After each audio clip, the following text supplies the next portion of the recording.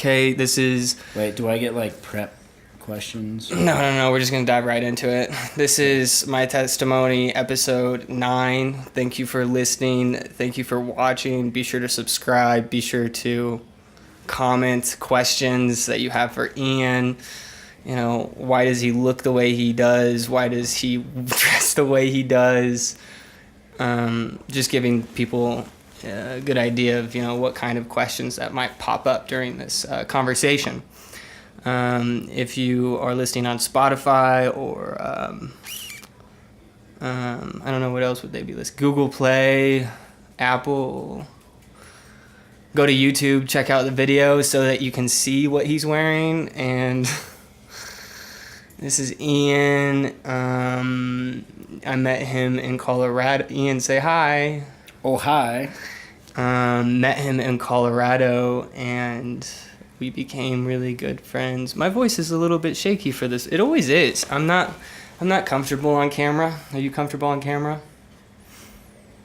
Good. So, first question, who is your God? Who is my God? Who is your God? Snow.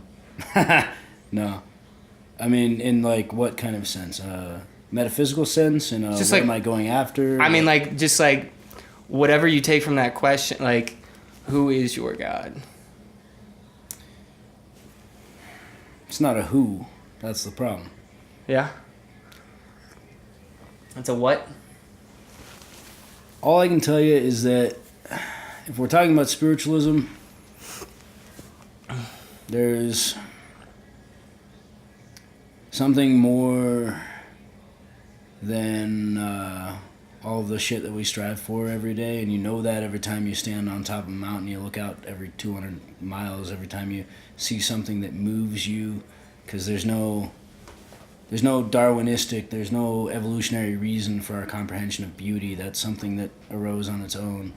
So there's got to be something Greater. We don't know what the fuck it is. There's all kinds of, like, fun things that we can choose to believe. So do you believe, like, in a creator? No. I mean, chicken and the egg question, did God create man, did man create God? Yeah. We created God. It's a concept, it's a belief structure that unifies us.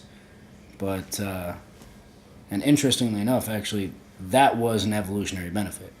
The ability to emotionally connect to people outside of our own tribe because of a unified belief system. Mm-hmm. One tribe has a religion, one tribe doesn't. The tribe that has a religion is able to grow larger than the tribe that doesn't without fragmenting, which means that it's capable of, well, overwhelming the tribe that didn't ever develop that, even if it was fucking worshiping a rock. Which plenty of people did. I cussed on camera, didn't I? What? I said, damn it, I cussed on camera.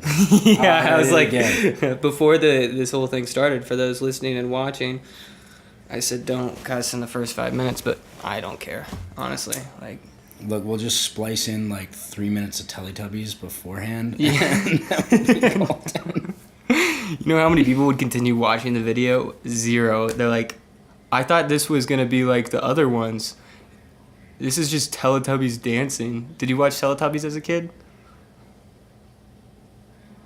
I have no idea, honestly. Like, my memory may not be that good. Do you remember the names? No. Poe. I remember Poe. Teensy, Winky. It's weird just that he remembers that. Oh, yeah. But to go back into that, so you don't believe that there was somebody who, like, do you believe in, like, the Big Bang Theory then? What do you mean? Like, the Big Bang, like, the planet was... Your mom's gonna kill me if she watches this. I just got a little bit of your hooch on the Do you know pillow. how much shit I've spilled all over this damn house? Okay. I won't feel bad then. Cool. But, the Big Bang Theory, as in, like, how things were created. How do you believe things were created? Like the mountains that you were describing. Do you think they were just there? Look, man. Everything that we understand about the world today is theory. Okay. So what we know from what we can extrapolate from what we've observed the universe doing is that it's about, 5.5 billion years old, that it all came from a central starting point. Mm-hmm. And from that, we can measure the energy content, and we can say, well, shit, if you put that much energy and material together, it would detonate. So, yeah, that's where we all came from. We can argue about Well, we're not how arguing at this point. how that started, but We can't argue, though. that's kind of something that's not really up for debate. Like, we have observational evidence that is what happened. I mean, there's still conversation around it, or else like I wouldn't even be able to. We wouldn't even be able to have this conversation. I mean, it would be just like, who's your god, and like the argument around timeline, maybe around what happened before that, because we don't have any way of measuring what happened before that. But the idea that the universe is expanding and that we have measured results to say it's expanding in this sort of direction, and that means that we all came from a centralized point. That's pretty hard to disprove. Do you think that we came from monkeys? We did come from monkeys, man. Okay. Like,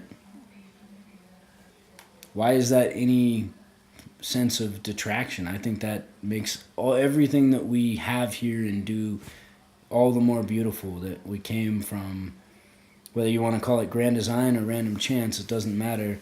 The point is that the fact that something like us can come from what was a primate ancestor is pretty damn cool. Where do they come from? Hmm? Where do you think they came from? Well, now we're just getting scientific. I mean, what? An organism? Darwinistic evolution, my man. Yeah. Survival of the fittest. That's been going on. I mean, even today.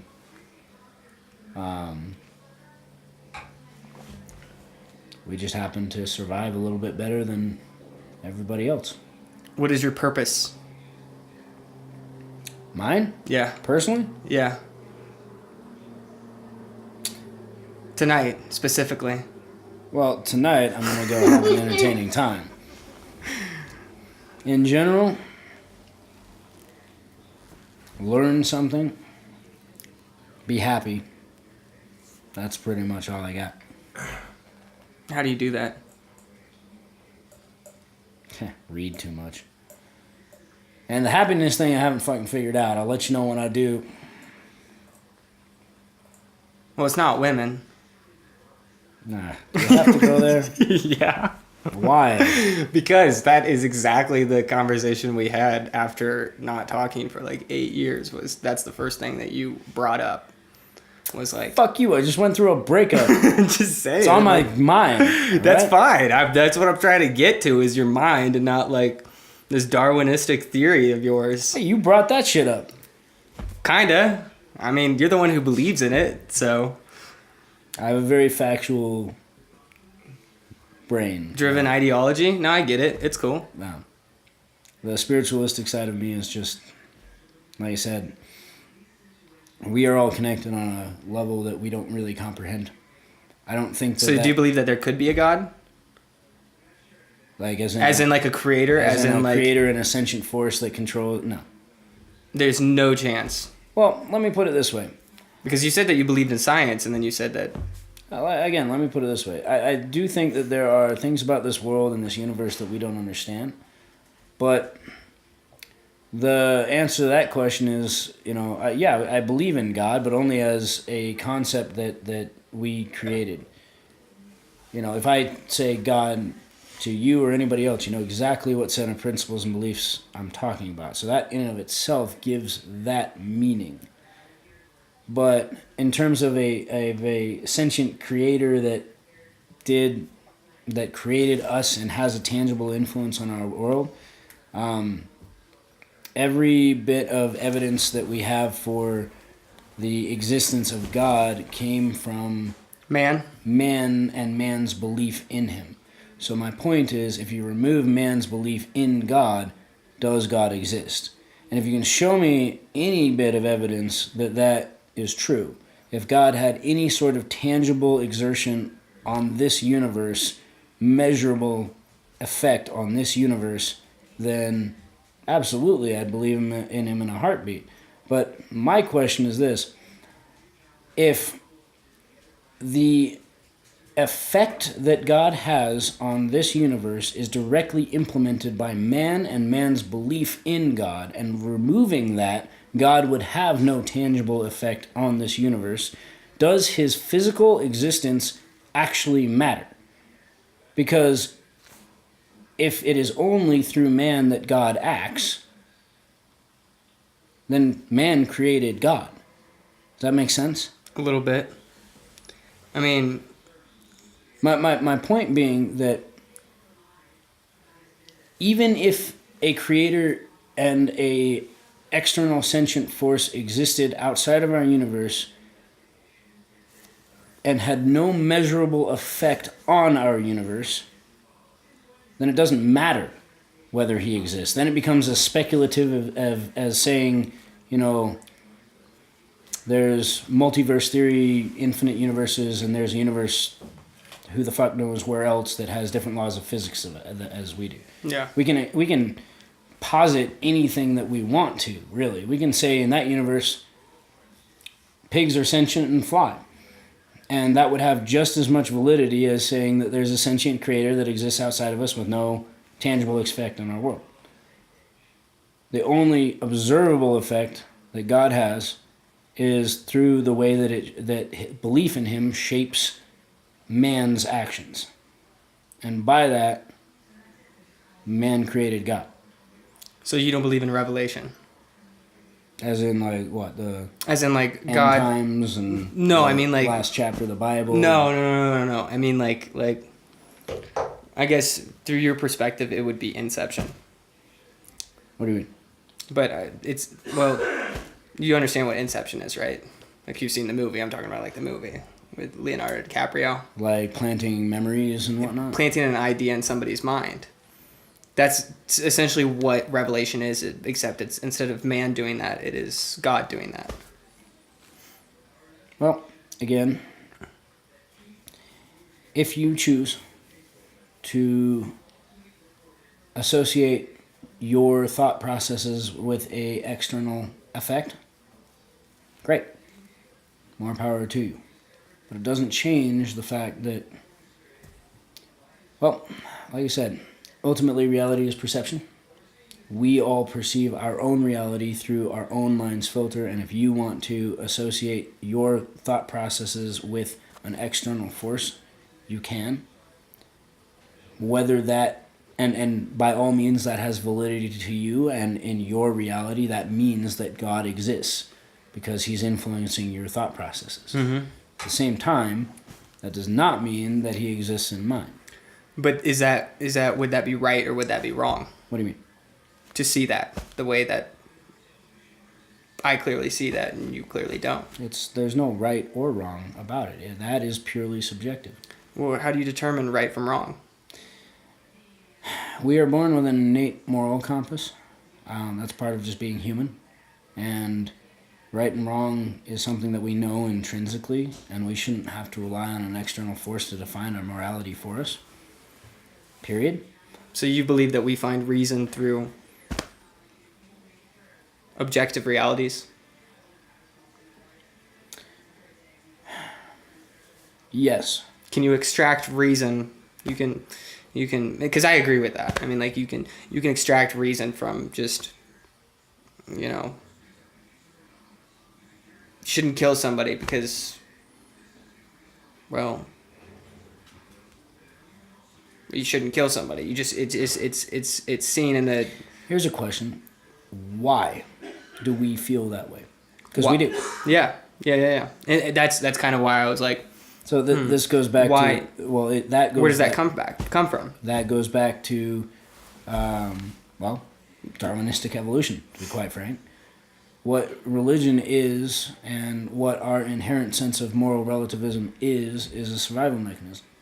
Because if you didn't have an inherent sense of what is right and wrong and how to treat the people around you, then you fracture your social group. Yeah. And it is a fundamental attribute of communal species that the larger of a group that you are able to get along with, the better you survive. Period. In fact, there was a very interesting study done back in the 70s by Stanford that was talking about the question was why is it that chimpanzees can only have groups of about 50 individuals? And they did a really funny thing where they hooked up a bunch of monkeys to EKG scanners and were able to do brain mapping. Yeah. And long and short of it was, it turns out that chimpanzees biologically are capable of an empathetic response, a prefrontal cortex empathetic response, Sure. with about 50 other individuals. Yeah. Period. That's their tribe. Once you start showing them faces that are past that, even if they're still associated in the same group, it activates a fight or flight response because they're unfamiliar, right? So then the question becomes, how do you get a group to exist beyond 50 people? And that's how, really, that's where we came from, which was the really interesting part of this whole study, because it turns out they did the same thing with humans, and our ability to directly empathize with an individual in a group is limited to about 50 people. The easiest way to think about that is, you know, you have a garbage man, right? And you understand on a logical level that the garbage man is what makes the trash go away, right? Sure. But that's what he is.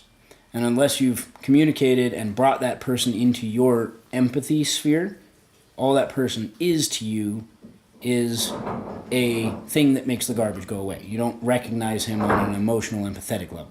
That makes sense? Yeah. So what we did, what humanity did, was develop this incredible amount of intelligence, which was originally about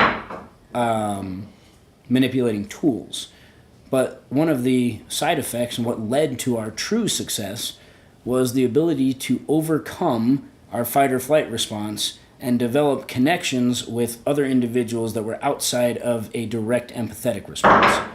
You can still connect with people that are outside of your direct family, your direct tribe, your direct, I recognize you as an individual, and having your own hopes and dreams and all of that shit. Think about your coworkers.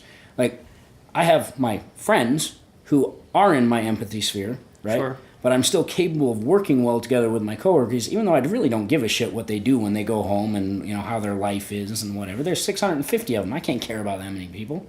But I still work well with them, right? Yeah.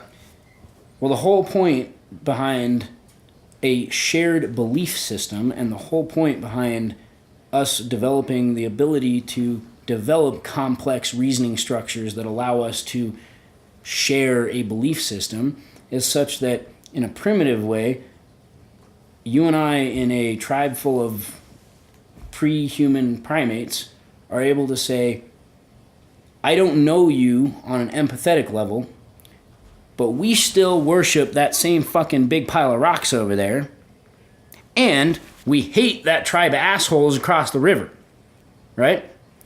Well, because of that shared belief structure, we're able to band together in groups of 100, 150, 200.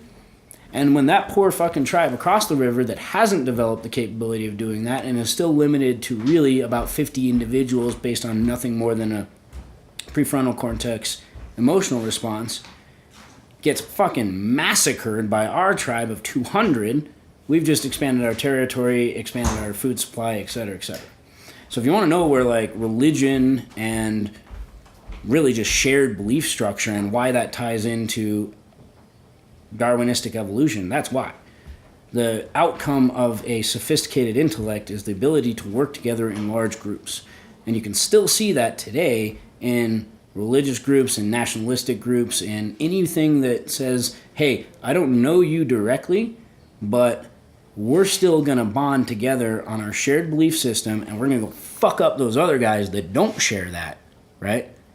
That was our evolutionary benefit. That's what landed us where we are now. So, would it be safe to say that your God would be science? Yeah, probably. Yeah. Sorry, I talk too much, but That's why I sat down. That's why I drove the 9 hours to get to here, is to be able to sit down and hear you speak. I speak enough as is. There's a lot of explanation Yeah. out there. We don't know everything. Like, humanity doesn't know everything, and that's the whole point. That's the whole point, man. Is like, I still believe that we're connected on a level that we don't understand. So you believe in more senses that we just don't? Maybe. I don't think we have any basis of even knowing what that means yet. Yeah. We know that our universe can support up to 11 dimensions. We can measure 4 of them. We have no idea what the fuck that means. That's just mathematically, that's what's possible. We know that there are things that we measure that we can explain. Hubble Space Telescope 2 years ago found that 40% of our observable universe is expanding outward at a accelerating rate. You go back to the Big Bang Theory that we were talking about before. What that says is that the universe starting off at a central point, exploded, expanded uniformly, and should be starting to contract based on gravitational energy. Well, none of that's happening. It's actually accelerating in expansion. That's where dark energy comes from. But not only that, it's not doing so at an even pace. It's bubbling. There's parts of our universe that are expanding faster than other parts. We have no explanation for that whatsoever. It shouldn't be possible with what we understand about our universe's physics.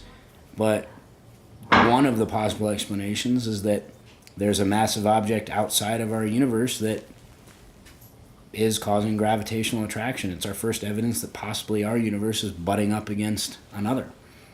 What exists in between, we have no idea, can't even define.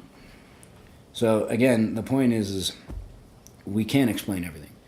Science can't explain everything. We get close, and we can explain what we can. And the point is what we then choose to believe has to fit into the structure of what we know, right? Yeah. But at the same time, so on that, like, I believe that there is a lot of shit that we just don't even have the capability of comprehending yet. But we might. And that's going to be pretty exciting. So what do you worship? I don't worship anything, man. You gotta worship something. Why? I mean, why is that what do you define as worship? Subservience to something that you don't feel the need to define or explain. So, I mean, like, if you wake up and brush your teeth every single morning. Depends on how drunk I got. I'm just saying that. And how late I am to work.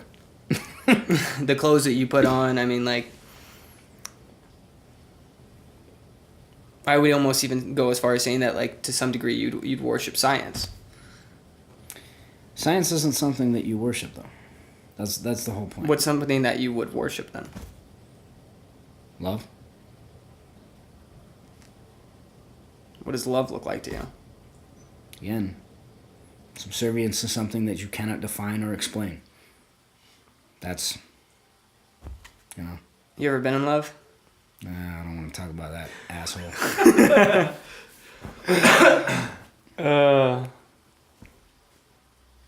Do you think that having a wife and family and kids and stuff is part of your purpose? My purpose personally, or just like life's purpose? I mean, expansion of population.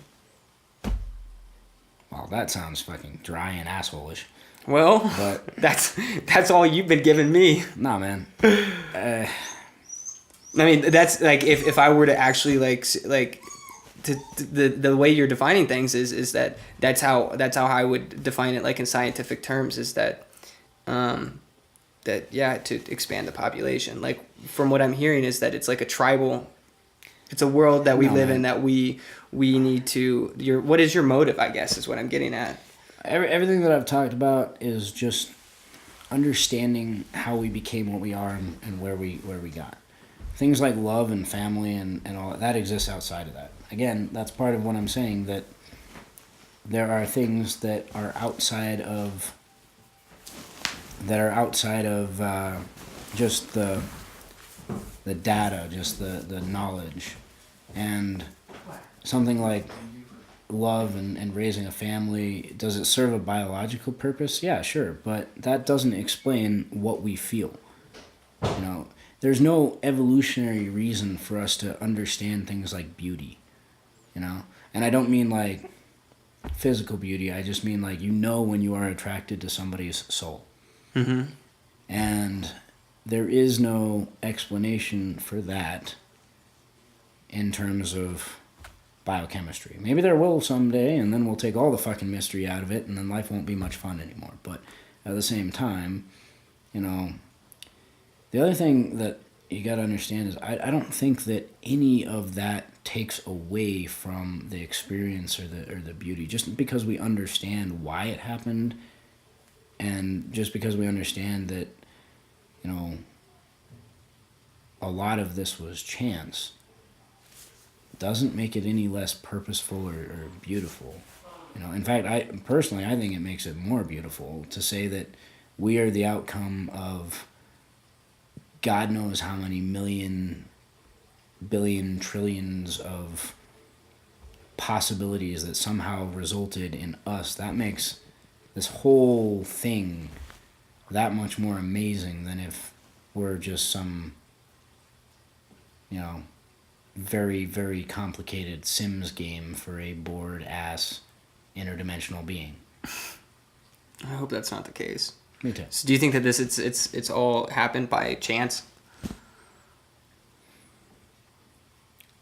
Yeah. I mean, that depends on whether you think multiverse theory is true. But from what we've observed, yeah, this is all chance. I don't think multiverse theory can ever be defined. Well, it's, you know, if we live in, or if we exist in a physical reality that allows for an infinite number of universes, it's the whole, like, if you put an infinite number of monkeys in front of an infinite number of typewriters, one of them will eventually write the works of Shakespeare, because the moment you stretch anything to infinity, your function becomes undefined. As in, the moment you have an infinite reality, every single possibility becomes true. We just happen to exist in one of them. So where do you go when you die? Nowhere. Out of the camera. Nowhere. Yeah. So then why don't you just why wouldn't you just end the suffering? Well, because we still exist long past our death, and everything that we have done and affected in this world, we have permanently changed the course of this universe that we live in.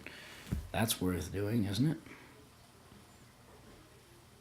Every interaction that we have, like me sitting here talking to you, even if that just changes your time frame for getting to Las Vegas and you take nothing more out of it than that, that is a permanent effect, times linear.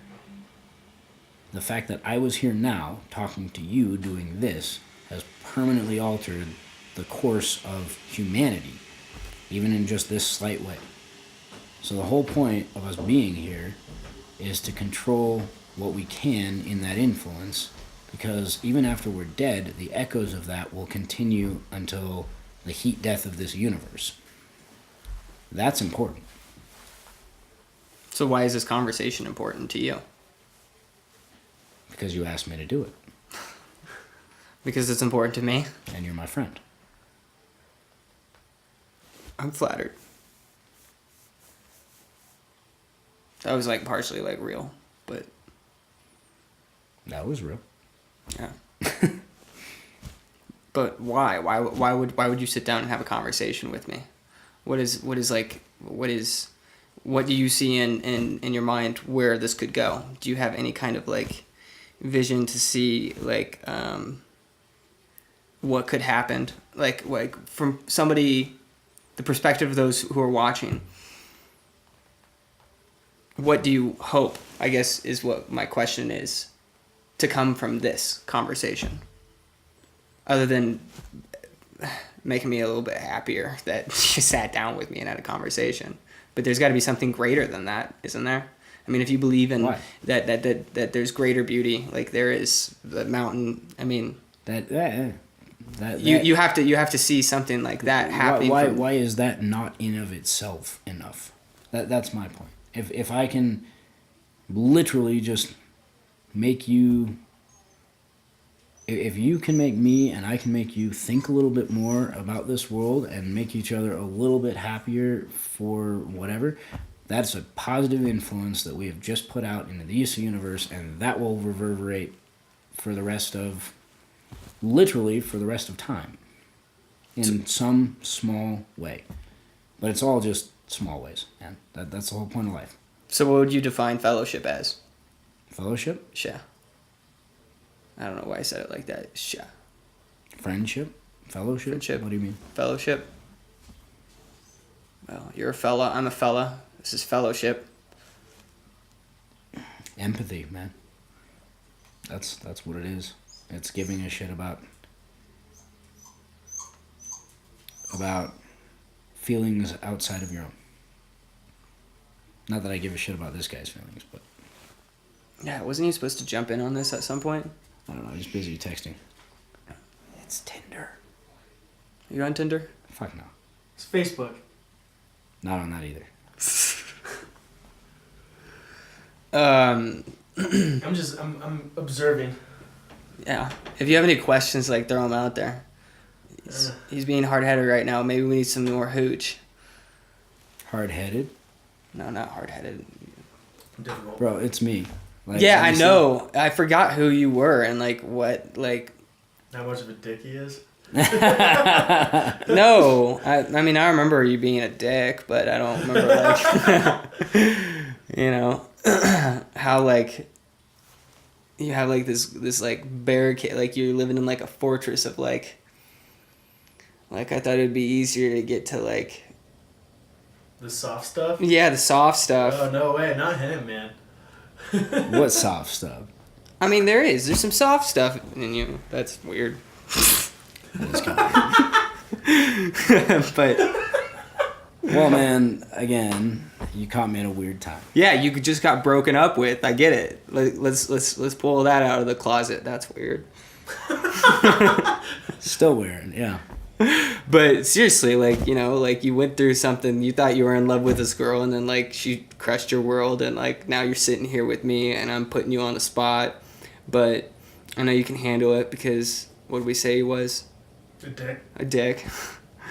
Yeah, come on, you don't have to have that kind of hostility, but but seriously, I mean, love. like, that's yeah, and I mean that's what I'm trying to share. You know, like, whenever you told me over the phone that, like, you were going through this. Why did you shut off? Turn back on.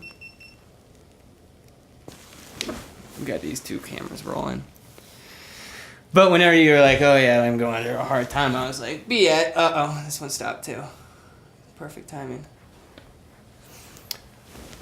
I was like, this is perfect timing. Like, awesome. Like, I want to be able to, like, encourage you, like, to, like, press on, because, like, this world is tough. And then, like, I don't know, man. Like you had to have been thinking a little bit of the same thing too. Like, this is pretty ironic that Playboy calls me, and I'm in a really shitty rut right now. And come on, like, I'm not in a shitty rut, man. I just, you know, my life's pretty good, but at the same time, yeah, you know,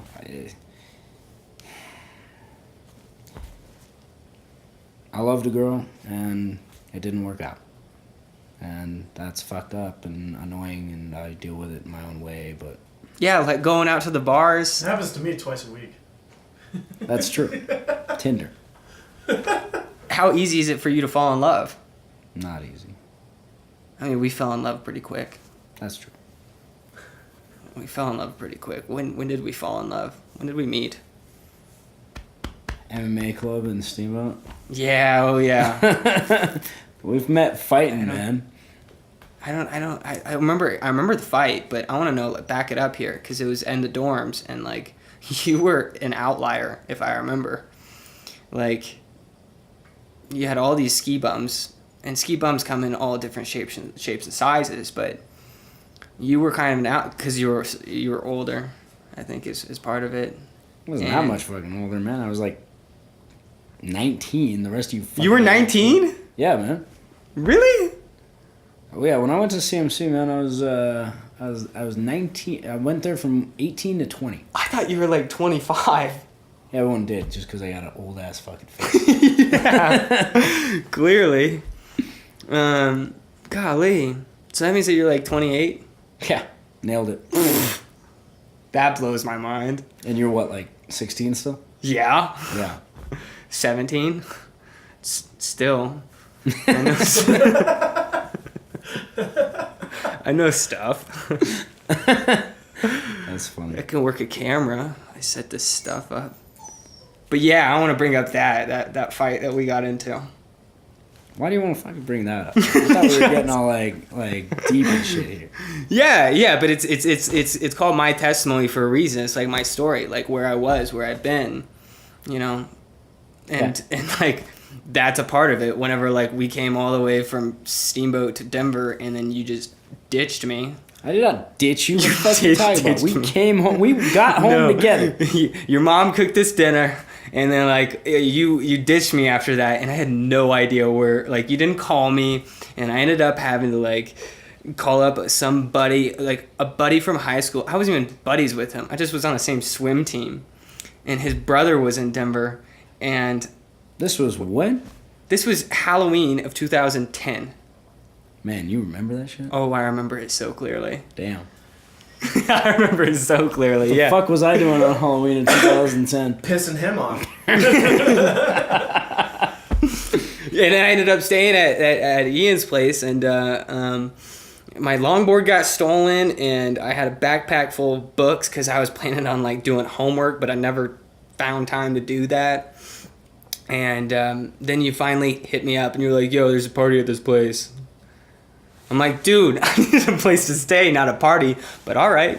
And so, welcome to college. it was a Halloween party, and I remember getting on the bus and going to a CVS to get, because I forgot my shaving kit, a little toothbrush, you know, those Colgate toothpaste, like toothbrushes that like have a little bubble in there and they bust, and like, that's weird. The one-use bubble busting toothbrush. Yep. And then got some deodorant because I didn't have that. And then I got a costume, and that was this mask, this black mask that I wore. And I was just going to be that guy because that was the year of that guy. Do you remember that guy? Yeah, the guy that didn't wear the costume. No, that guy though. Like whenever you're referring to anybody, it was like, that guy? That guy? Yeah. You know what I mean? Yeah. So, like, all I had was this black mask and a backpack, and I remember walking into this party, and it was full of... Oh, for fuck's sake. That's bothering me. You gotta make me seem like... Alright, that's cool. Yeah, it was a party full of fucking Asians. Yeah. Because I was dating an Asian. Mm-hmm. And, That's who you were probably with the whole time. I was trying to find a place to sleep. You know, I think what I told you was I was going to stay at my buddy's place, so like I'll pull that. Your recollection of that is probably way better than mine because I really don't even remember anything about that weekend except for like the literal like Fast and Furious moments that we had. Yes. So I get in the party and I'm walking around. Yeah, and we're it's playing an beer Asian pong sorority party, and we had fun. I had fun.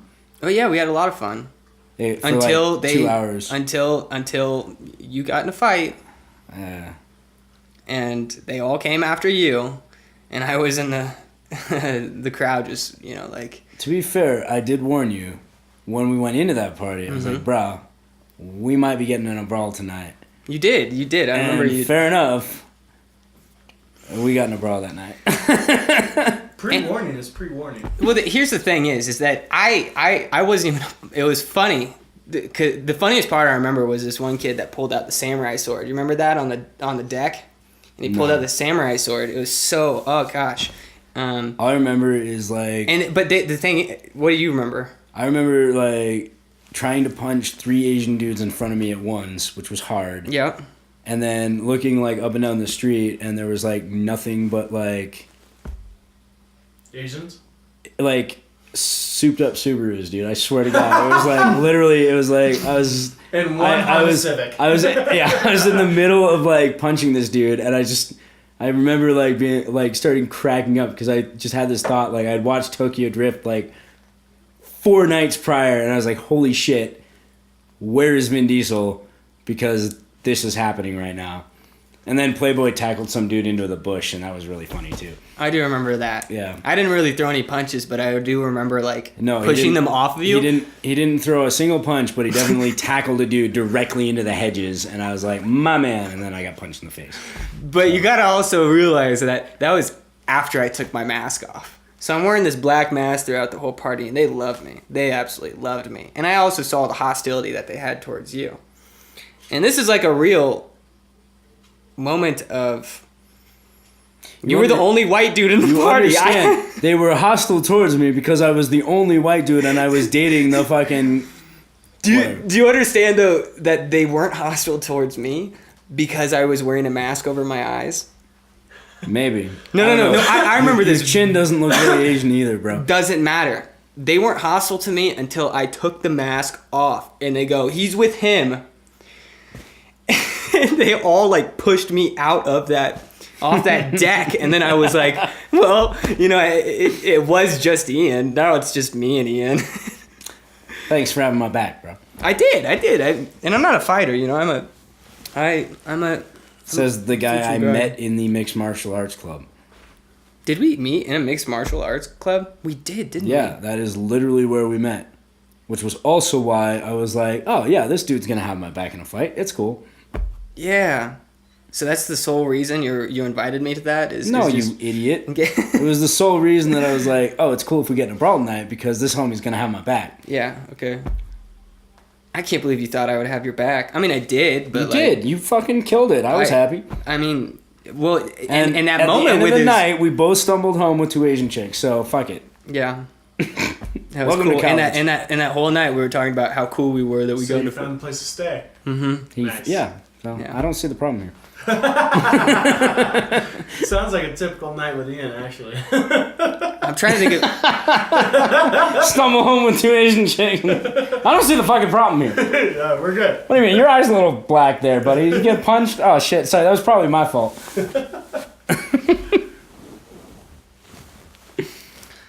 So... The time you tried to fight me in Hawaii.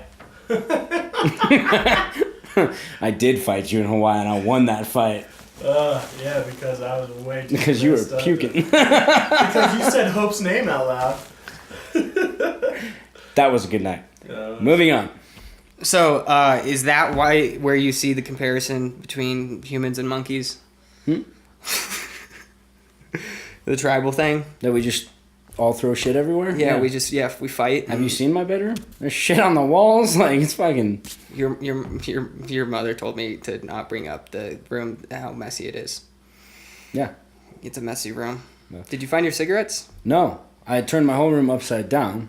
Mm-hmm. And yeah. And by the way, I'm buying a house, like, next month. So, I live with my mother. Oh my god!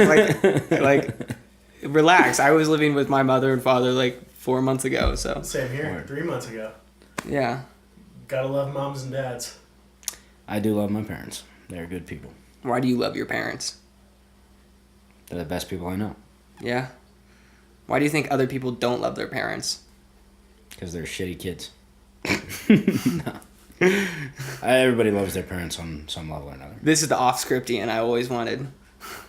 Why? Why do other what's going on with our generation with the kids? What do you mean? I mean, Don't like get they. smacked enough. God. My dad used to... No, you get smacked Shit, too much I mean- because literally I go to like fucking put my arm around you and you fucking flinch, bro. Hey, man. I'm a good kid. That's fair. I've been taught the rough way. So, what's wrong with our generation? Doesn't Yeah. have a lot to do with our parents. It has to do with the rise of social media and Maybe do you think it's the rise in disbelief in God? No, I think it has to do with the fact that we've all become very disconnected from each other because we can. Because, unfortunately, social interaction still takes emotional effort. It takes work. Yeah. It's not, even extroverts that thrive on it, it's not like you just go out and it's easy to talk to people. Mm-hmm. It requires thought. And Do when you we think have... that's all based on technology? What do you mean? Because I believe that at the same way, I believe the rise of technology and the accessibility to it has taken away. Like when I was 4 years old, I ate mud. You know? You can sit in on that now. You still, just so we can see the guy who ate mud. You still fucking eat mud. What are you talking about? But, Saw you eat mud when like I was 3 nights ago. I'm Dan, by the way, but when I was 4 years old, I was made to go play outside all day and dig in the dirt and swim in the creek. But it's not even about that. And at the same time, it's you learn just, from your mistakes. But now my it's just- 4-year-old niece has an iPad and an iPhone. Like, what the like? The fundamental problem with it, man, is that everybody's always searching for something better than what they're doing right then. No one ever can live in the moment anymore because we have instantaneous access to every fucking thing else that's going on. And everybody else, right? And that's a fucking problem, man. So are you guys on social media? I am No. mainly for networking and memes, but Tinder. and dating. I have all 3 dating apps.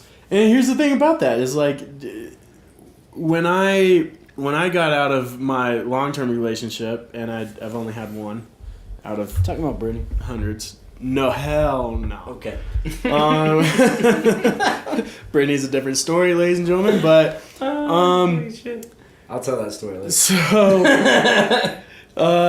when I got out, I just found that it's hard to just go out to the bar and just strike up conversation. No, it's fucking not. Well, no, it is. I've run into just saying as a nervous type, I've run into issues with having trouble with it. But As a nerve. I'm not a nervous type, but I don't know. The social networking, like having everything at your fingertips, like the Tinder, the Hinge, the Bumble, like being able. It's the idea of online shopping, which everything is turning into, and you got to do it with everything, with Amazon and Now you can do it with your friendships. and eBay and everything. That's not right. And exactly. And that's what it's turning into. Is friendships based online or relationships online. I mean, And the thing is, why? Like, I would love to go back to the old school ways to where I could walk up to somebody and just talk to them. and we're in that weird fucking period where we had both. Mm-hmm. When I look at like my younger sister and those people, they can't hang out with their best fucking friend without taking a photo of whatever fucking meal they're eating, like that. And it's stupid because you don't. Do you think that like love and pleasure have been confused for the same thing? Absolutely. I mean, you're talking about instant gratification. Maybe for some people, I know what love I mean, is. going through That's dating. what I want. That's why I think all of this shit. Well, I think everybody that's wants stupid. love, but I think that they There's confusion. There's a misunderstanding necessarily. So I mean, I've been since coming to Denver. I've been kind of in the dating scene, going from one to the next, and that's what it is instant gratification, because there's been times where I've been on dates and it's gone well for 1, 2, 3 weeks, and you get to that point, it's like, all right, well, what do we want to do here? And you get to that point where that question comes up, and it's just, all right, ready to move on to the next one. So it's really, yeah, it is becoming what's out there. Let me see everything. I want to try it all, instead of going with feelings, you know? So, because I've been with girls that have texted me, you know, every day saying, "Oh my God, this is great. I have feelings, so on and so forth." And then we get to that point, and it fizzles. Let me, if you want to make it a fucking metaphor, it's like this. It used to be that you'd choose your seed carefully and you'd plant it and then you'd water it and you'd watch it grow, and that was what a relationship was. Now it's planting thousands of seeds, and Now works. now it's literally just you're standing in front of an aisle of 100,000 seeds and you don't even bother fucking picking one. You're just picking up packets. yeah. You know, that's where we are, and it's not good. It's not healthy. What is healthy then? Well, I mean, yeah, kale. You gotta boil it first to get the. But Broccoli. I mean, healthy. Okay, Healthy is we general. got an understanding. authentic answer over here. I don't want to hear about the stupid broccoli and kale. Laughs are happening. I'll even like put a laugh track over it if you want, Ian. But what are you going to That's say? fucking weird. I mean, what's healthy when it comes to the relationship life? there's not a single relationship out there that's healthy. Every single relationship is going to be stressful. Every single relationship is going to have problems and trouble and turmoil. What it is finding the person that you can go through absolute hell with and come out the other side. And that's what the problem is because now... everybody quits. Exactly, because there's always something else happening. There's always something There's easier. always another fucking 4 people hitting you up because, whatever. And so instead of actually watering your garden, it's easier to just go pick another seed packet and start over. The term faithful and even the term love is not what it used to be. Faithful now is not necessarily faithful to your partner. What people look at it now is, how am I going to be faithful to myself? But when you're in a relationship, that's not what it is. When you're in a relationship, is how am I going to be faithful to the person that I'm spending my days with? And that's what it used to be. But now everybody's on the grind. That's why kids go to college. So many kids go to college for business degrees. I mean, look at the stats. There's so many kids going to college for business degrees and trying to make money and trying to make the quick 1,000 and trying to make the quick paycheck and the quick G note. What the fuck are we doing? Goddamn right. Yeah. But at the other side of that, that's why it's become so popular, because people are so caught up in the chase that they forget to take time. Like, I took 7 years to travel the world and see what life was like. The only reason I'm wearing a suit and tie now is because... what the fuck did you learn? That there's a lot more out there than just us. And we still ended up fucking... I'm half a country away from where I was born and raised. So. Yeah, that's true. But... been there, done that too. So it takes putting... People are scared to put themselves out there. Yeah, but I would disagree with the idea that you would be faithful just to that one person, because you can't do that. You can't just absolutely, because if you were to just love that one individual, then you end up abandoning your own values, everything about yourself. I mean, it goes back to that word worship. Is like, Don't confuse worship with love, man. Love isn't supposed to be something that is all about the other person. Yeah, but I think that love and worship are very, very synonymous to some degree.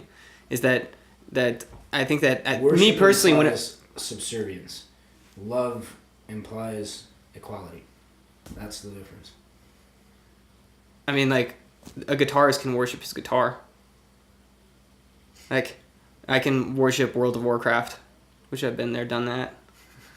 I mean, I can worship myself and be prideful of that. Every morning in the shower, Make sure I got that on camera. No, I think that you get what I'm saying, though, is that if you were to love somebody, you can't love somebody more than yourself, right? Sure, but that just... It depends on your personality. Yeah, I've done that. I've thrown myself under... Because the moment that... I've thrown myself under the bus so many times for other people. It just depends on your personality. I've lost careers. To his point, it never works. You can't love two masters. That's true. You either hate one, but that shouldn't, and love the other. That shouldn't be the way. No, that shouldn't be the way that you think about it. I mean, but that's like logically speaking. I know I'm bringing out like biblical, but like it's true. But you're thinking of it like you gotta love yourself or you gotta love somebody else, and it can't be both. Man, I just don't believe that's the right way to think about it. I don't think it's a zero-sum equation. I think you do have to love yourself in order to truly like love someone else without needing them to fix or do something or reflect love back to you, if that makes sense. Yeah. But it's not zero sum, man. Like, it's not like you have a finite amount of love and it's either you choose to love you or you choose to love somebody else. You can love both. You can love a whole fuckload of people. You know? It's not, that's the gift that it is it's not a zero sum thing. It's not like by choosing to say, man, I love this guy, that means I gotta detract from loving somewhere else. We have as much capacity as our heart can give. There's no, I think you're right that we have to start with loving ourselves, because if we don't, then love from other people just ends up filling that for us, and it's not real. So we agree that you can't like just love yourself. You have to love others. No, you could start. You can't love others. It's not like an loving option. yourself. Love isn't an option. Love is a feeling.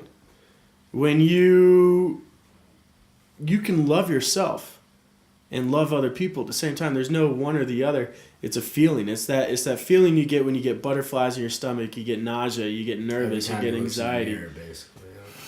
I love my mirror. But Got that one too. The thing is love is a feeling, and it's not necessarily, love isn't an ideology, but it's a feeling, and it's that feeling you get when you look yourself in the mirror and you're like, I'm just feeling good today. I'm on point. I'm gonna be all right. Like, I'm proud of myself. I take pride in myself and take pride in my work, and that's self-love. And then he gets in the shower. And then only on Mondays. And then after that, when it comes to other people, you get that text, you get that phone call, you get that out of the blue response that makes you nervous, causes butterflies in your stomach. Every time you see that person, you get happy, you get excited, you get emotional, and that's a part of love. That's when you kind of know. Stop talking about? But at the same time, 3 years ago, we were in Hawaii chugging a bottle of $500 whiskey, hopped up on mushrooms. Hey, can we not have talking about? Shut up, man! Like, we're not putting that on the internet. We were talking No, about it was what? mushrooms and spaghetti. I get it. How much we wanted Portobello? How much we wanted to fight each other, while sitting on the hood of my '85 Camry. That I had to hit the battery with a hammer to start this car. Fucking beat shoot, dude. Oh, it totally was. But that was a good trip, man. And that was love too, man. Like, that was just all. I mean, I fell through a bus and shot 2 kids in one night with a paintball gun. Wait, you shot 2 kids just like with a gun? I shot 2 kids and fell through a bus. Paintball for like 3 hours in Maui. No, was that Maui? Where was it? It was Maui. Yeah, it was Maui. Yeah, that was a good time. He fell through a bus. I was just making sure that like it wasn't like an actual gun, like you actually shot 2 kids. Man. It was a paintball gun. I was gonna be like, and we wrecked. You and I both, man. You and I both. The other day I was in South KC and just pop. One of them was even holding a balloon. I didn't know what it was. It was a BB gun though. Yeah. And they were just blow up dolls. They weren't actual kids. So misinterpretations. Yeah. But I bought a BB gun once. I had it for a day, and then this asshole. I got his ex-girlfriend to shoot him in the ass. Shoot me in the ass with it. At point blank. So if I could pull the pellet out of my ass, and guess what? No one gets to play with the pellet gun anymore. You fuckers! It's going in the trash. So. Why we can't have nice things, Dan? Oh, yep. Basically. Where were we going with that? Oh yeah. Something about shooting kids in the face. What is love? What is love? Baby, don't hurt Love's been me. described. You know what love is. It's that butterfly feeling in your stomach. You just know it. It's when you find someone that. Yeah, but when is that moment that like you most feel loved? When I feel loved? Feeling loved? Because when I feel love, that's different than feeling loved. Yeah. Do you think love is physical? No. I mean, it's all sorts of. It's all. It might be. Love is not just physical. It's physical, mental, emotional. It's every spectrum of the. It's every band in the broad spectrum. It's a completely. Love is shitty. Love is shitty, but at the same time, it's awesome. But at the same time, it sucks. Right now it's shitty. But at the same time, it's great. It sounds like you're describing a contradiction. Exactly. You believe that love is a contradiction? I do. I do think it is. I've always described love as mercy and just combined. Yeah. Some other guys have described it as patience and kindness. Patience and kindness. Patience is synonymous to listening. Mm-hmm. So, It's just finding someone that you click with, really. But is it someone? No, it doesn't have to be. It can be something. Something. It can be. I mean, there was this guy that I remember, object or like someone. he married his AI. Yeah. Yeah, like over in Japan, I That's think. fucking weird. Just be real. Why is that? That's a misfire. Go into that. Tell me why. Why is that weird? Well, frankly, just because AIs aren't sophisticated enough to like Give develop you a true blowjob. emotional connection or give you a blowjob yet, and really mean it. You know, that's what I'm saying. And really, they really got to swallow. Yeah, I mean, at this point, it would just be mechanical. You know, it's just code. You know, I just if I'm gonna get head, it better be like. So wait, that- love is Yeah. is physical. Huh? No, that's just the best part about love is the physical part. Jesus fucking Christ. I'm kidding. I love my dog, so where does that put us? All right, let's change the topic. Hope you got Moving peanut on. butter. Jesus Christ. Why are you my friend? Because I threw a party. At But your wait, house I today. thought we were kind of diving into something right there. Is that you had admitted something, a truth that was real to some degree. I mean, for the longest time, I believed that is that love is physical, and that's the best part of love is physical. Well, it depends on what you like in your relationship. You know, if you're a person that, you know, a long time ago they came out with the 5 love languages or whatever, and some of it is touch, some of it is gift giving, some of it is quality time. It depends on every person, you know. For people that, you know, just have to have that physical touch, that physical connection, you know, curling up on the couch, holding hands, all that, it's physical. But then there's also the same part as, you know, you just like being around each other, you just like talking to each other, and then that's just quality time, you know. Or you... But I want to know what you crave. I crave... Honestly, when I go into a relationship, I don't care what they do, where they go. Just the one rule I have is just don't cheat on me, you know. But go have fun, go experience it. Like I traveled for 7 years, just seeing the world. Like I don't want to hold anybody back from making a new connection or having a new experience. So what I really crave, I guess, is just trust, and it's lost. It doesn't exist in today's world. At first, really I thought you doesn't. said what I crave is trust, and it's lust. It's like, huh. Well, you know, sometimes depends on the weekend. But no, what I look for in a relationship is just trust, you know, and open communication. Like don't go behind, don't like go to your friends and say, oh, this isn't working out because blah blah blah blah blah. That sounds really. Tell me that. That sounds really defined. Well, like as if that's happened to you. I'm just trying to give an example. Like that's what I kind of crave is just open communication. Because like, you know, people say that they want someone that they don't need to change for whatever. Every relationship is going to require change. Every relationship is going to require work. You know, so that's you know, for lack of a better word, that's bullshit. You're gonna have to change. You're gonna have to maneuver in some sort of way. If you truly love the person you're with, you're gonna have to change a little bit if you want to be with that person. You know. Where do you learn that? Or you can do it anyway. And then You just learn be that all through communication. stupid.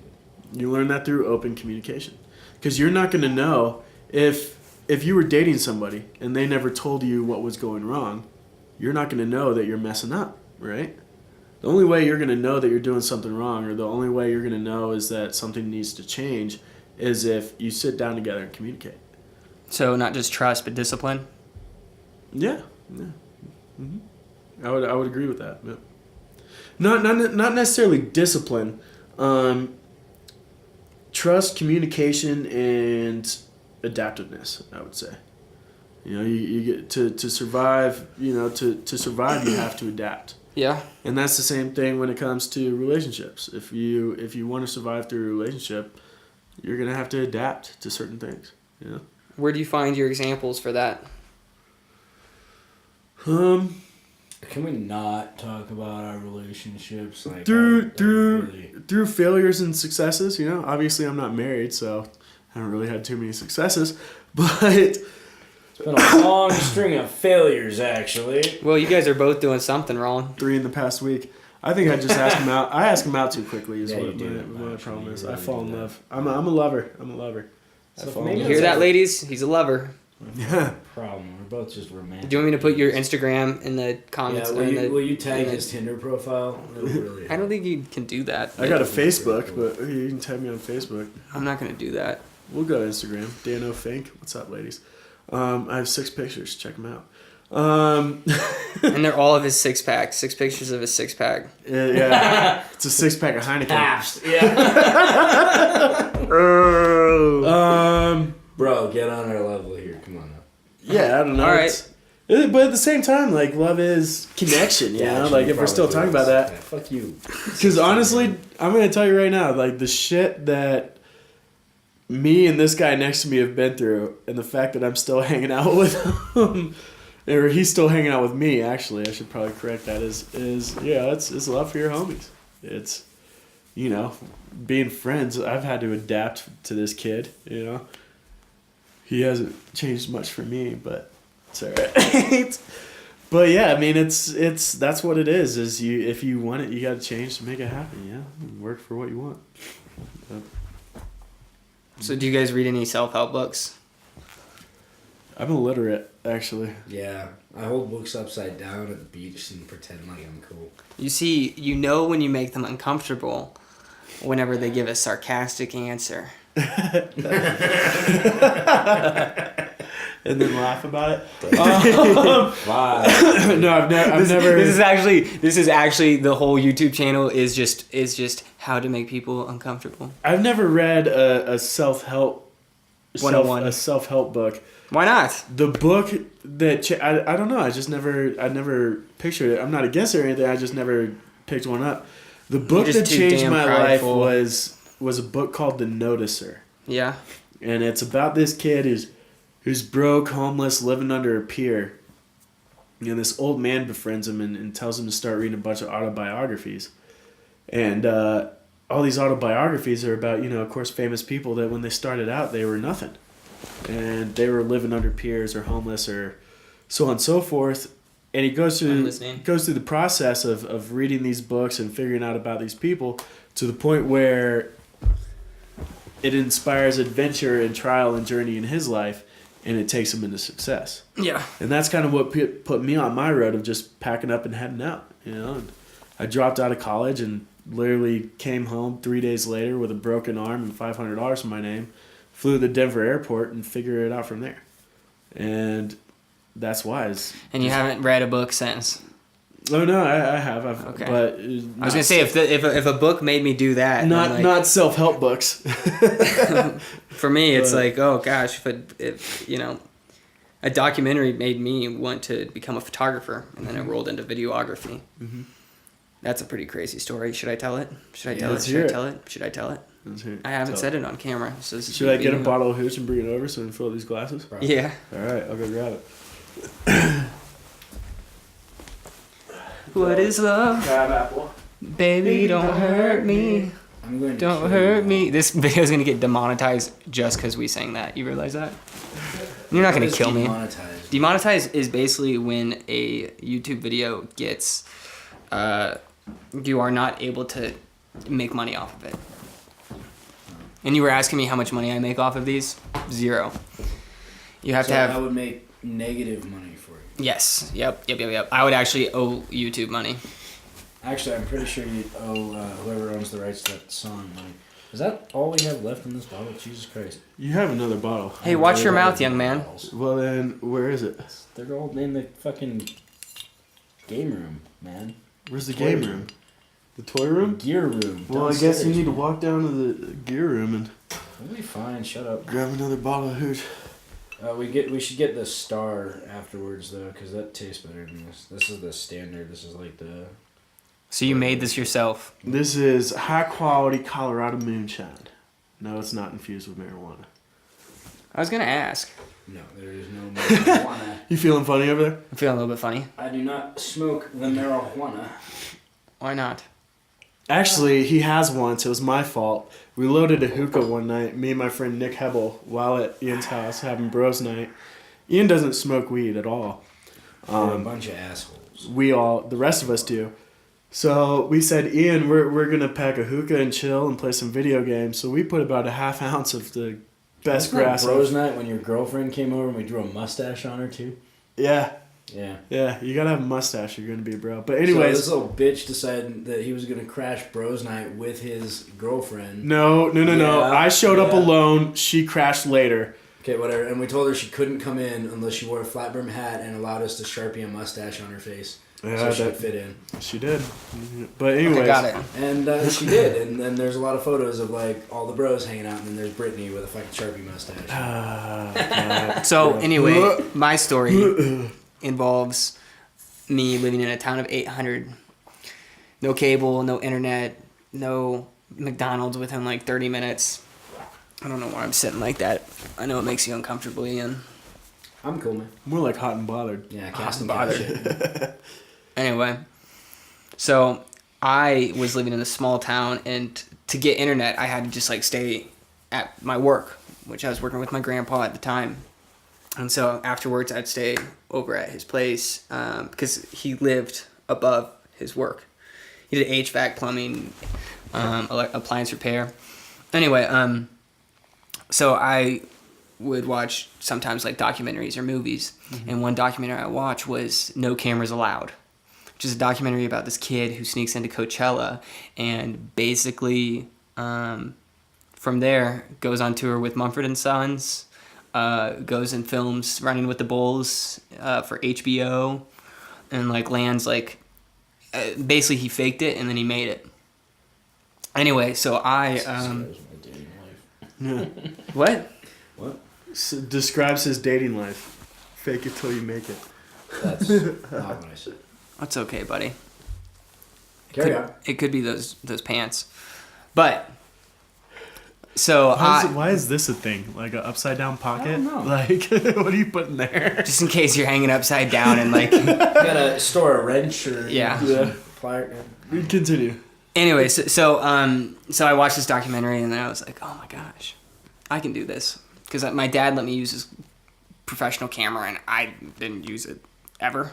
Like I just held on to it. But then finally I was like, there's a chance to use it. Then I got online and I was like, music festivals, and I found out that there was a music festival going on in Kansas City about an hour and a half away that weekend. And I was like, I'm just gonna search on Instagram, because that's when Instagram was popping off, and search #DanceFestopia. And I found this guy. I'm trying to get to the picture here and get to the point. Real bad at telling stories. Yeah. So Get to the picture and get to the point. Dance Festopia. yes. So I'll use that line on you. I found this guy who was holding up this media pass. Nice. And I was like, oh, all right, cool. So then I said, well, all that's missing is this part where his hand is. So then I just kept searching through all those pictures, hundreds of pictures of #DanceFestopia. And then I found this one that had the corner on there. And then I took it and I mirrored it. And then I put it on Adobe Illustrator and recreated the corner. And then drove an hour and a half to Kansas City and had my dad print it off. And I was official. Nice. I was a dude. professional. Genius. That was genius, dude. Fucking genius. I was a professional. Bro. Oh man, we got new game plans. We're going to every we're festival going to this every summer. goddamn, I love this guy. At that point, I was a professional photographer, and this is what I wore. I was like, I gotta look legit. Nice. So that's me wearing the leather jacket, and Oh my god. if you're familiar with them, that's Excision. Have you ever heard of Excision? Mm-hmm. With the headphones and like the camelback. Do you see that? Even had like a camelback, like, you know, because like photographers got to sip on some water while he's there. You gotta So, chug it down, yeah. Gotta so stay hydrated. anyway, the first time I ever actually did photography was in front of a crowd of like 5,000 people. So here's the video of it. Jesus, dude.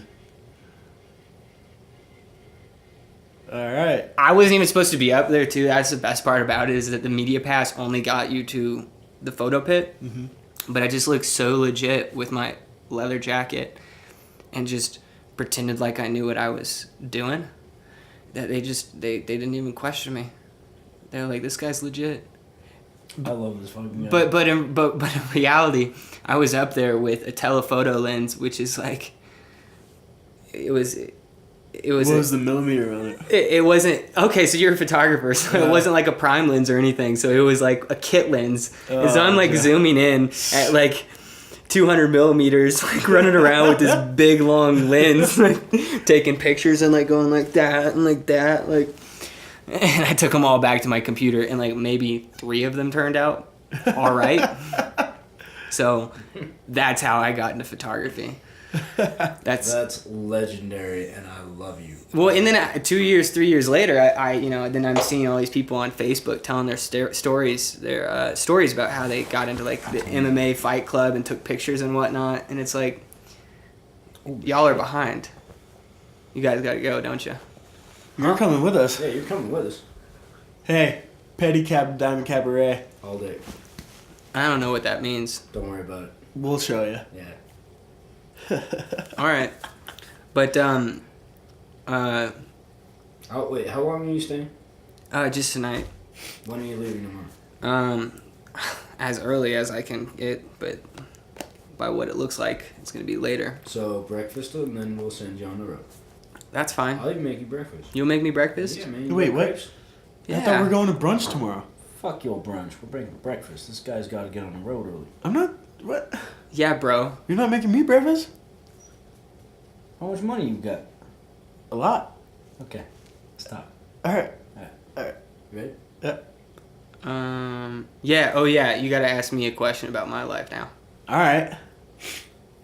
What do you believe God is? What is God to you? What do I believe God is to me? What? Well, yeah, exactly. Like, what is your? What are your beliefs in that scenario? So, I wrestled with this for a long time. I didn't know. Like, I thought I was God for the longest time, like being able to just like walk the earth and the things that I would create, make fake media passes, find places to stay in Chicago, even though I didn't know anyone in Chicago. That's a crazy story. We'll save that for another one. Save that for later. Yeah. And Like an hour from now. Yeah. perfect. We're running out of time though. Unless But- I want to go to one of those fucking sketchy art galleries. Well, do you want to hear my answer or not, you jerk? Fucking listen, I'm multitasking. Ian's excited to get wasted and forget about his responsibilities from earlier today. Understandable. I mean, he did go through a breakup, so And a 14-hour workday. he had a 14-hour workday and like a 60-hour workday or work week, right? 75 this week. But we'll keep going. What are your beliefs? What do you think? So anyway, so I always viewed myself as like a creator. Mm-hmm. Like I created my own path, right?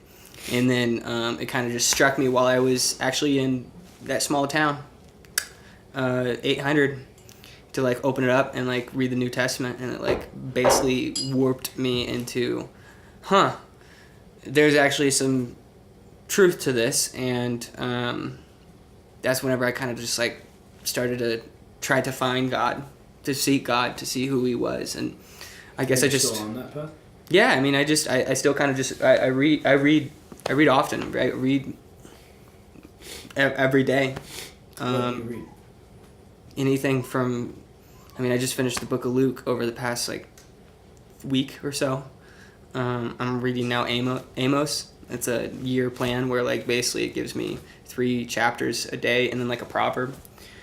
I'll also write proverbs out and just kind of like soak that in, and because I think that David was a king. Like if you want to talk about somebody, and also Solomon, his son, if you want to talk about somebody who's done everything and lived everywhere and experienced everything, it was Solomon. Solomon was a dude that like, I mean, he was king. He could do anything and go anywhere and experience anything that he wanted. So to some degree, I kind of relate with the guy because, well, that pass that I made, like there's things that happen. So anyway, who is he to me is that he is the creator. I am his creation. I kind of made this like covenant, I guess, with him and said like, okay, if this is true, then I'll follow it. And you are creator, I'm creation. Let's see how this works, and maybe you can have me create something that is phenomenal. That's something magnificent. That's something as beautiful as the mountains, and do things as such as moving mountains, to share my story, to speak with people, and drink this delicious hooch. It is pretty tasty, is it not? I've never had something so delicious. It's dangerous as fuck though, because it's 90 proof. Wow, that's a surprise. Moonshine, baby. That's probably why I'm so speaking so quickly. but yeah, that's who God is to me. Is that like he holds the paintbrush, I'm the paintbrush. Interesting. The life that I live is a big canvas that he's painting. That's one way to put it. I don't think that there really is any way to really describe God other than by speaking parables, or sharing stories, or in archetypal or metaphorical ways to describe that. So, yeah, it's interesting the parallels that we share there. yeah. So I guess what I'm getting to is that like, I think the one thing that we share, I think that one thing everybody shares, is that we long to reflect God, or to whatever it is, or whoever it is that we believe is God, is to reflect that beauty that you were talking about at the beginning. And that's that. It's a wrap. It's a wrap. Why is it okay? But I was just curious why. But okay. I mean, we whatever. We can keep going, but I agree. Time to go to the bar and get wasted.